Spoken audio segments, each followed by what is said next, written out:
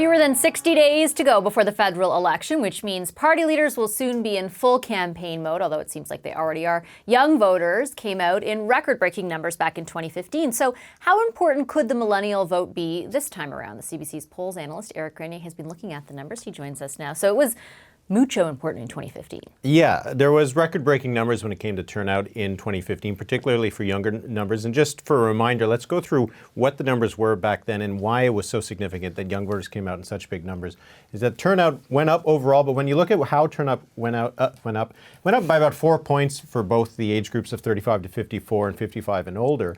But when you look at the age group of 18 to 34, you saw this significant jump of just about 15 percentage points, hitting really a new record that young people went out and that a majority of them went out and voted in that election. So this is the kind of thing that a lot of the parties will be wondering if it's going to happen again, because that was something that was different from in the past, and the Liberals, of course, the New Democrats tend to do better among younger voters. Yeah, tell me a bit about who benefited last time and where things stand this time. Yeah, well, we know the Liberals did really well among that group. Some polls that was done after the fact found that, particularly among 18 to 24-year-olds, the Liberals won that vote maybe by as much as 20 points. But if we look at where things are now, there was two polls that came out over the last week. They were done by Abacus Data and Leger.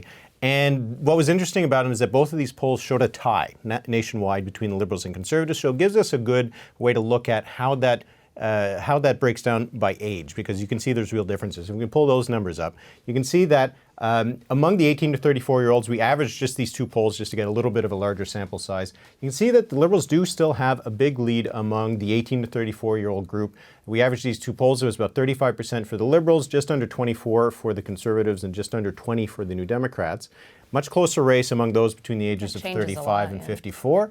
Yeah, but at 55 and over, that's where the Conservatives have their lead. But what's interesting about that number, their lead is only about 5-6 points over the Liberals among those older voters, whereas the Liberals have that almost 11 to 12 point lead among younger voters. So were you able to draw a conclusion about how important the youth turnout might be? Well, it is still very important. You can see why when the Liberals have that advantage among younger voters that the Conservatives don't have to the same extent among older voters.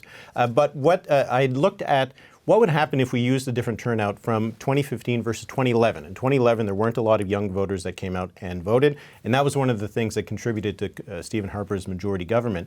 If you use the same sort of turnout that you had in 2015, you'd still end up with the Conservatives and the Liberals in a tie.